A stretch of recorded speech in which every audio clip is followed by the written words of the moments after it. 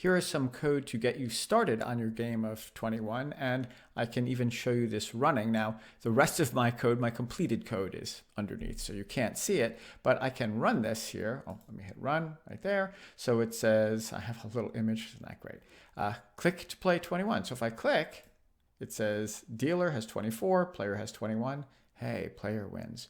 Well, and I can try it again. Oh, this time player wins again. Let's see if we can get the dealer to win. Yeah, the dealer wins because the dealer is closer to 21 without going over.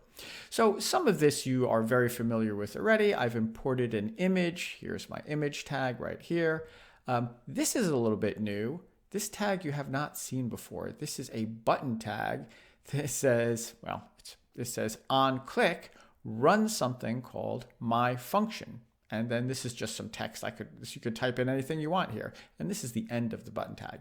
So when the user clicks click me, because that's what I'm labeling my button, it runs inside of my script, it runs a function. Now a function, we did something like this in Snap. This would sort of be like a block or something. I'm running this thing called my function. I can name this anything I want. I could have called this pizza or whatever I want to call it, as long as this name matches this name.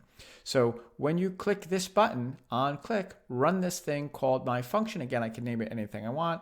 And functions begin with a curly bracket. This is my braces here. And at the end, and I know you can't see it because I've scrolled up a little bit, is an end of curly bracket. Inside of here is everything that's going to run. This is my JavaScript code.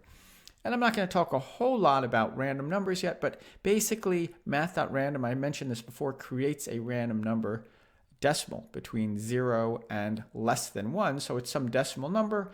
I'm multiplying it by 10 and then math flooring it, rounding it down. So that gives me a number from 0 to 9. And by adding 15, that gives me a number from 15 to 24. Again, more about this later, but this creates a random number which I'm assigning to a variable dealer. This creates another random number which I'm assigning to a variable called player. This you're already familiar with, document.getElementById.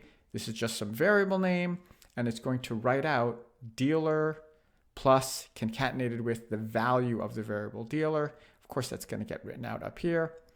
And document.getElementById player is obviously going to write player and whatever the player's random number is right in this paragraph called player. And at the end, you're going to have another document.getElementById that's going to determine the winner. Yeah, there's my winner right there. So it's going to say winner and so forth. So the only thing that you really have to complete is an if-else statement to determine who the winner is. So hopefully this is enough to get you started, and good luck on your project. All right, thanks so much for watching.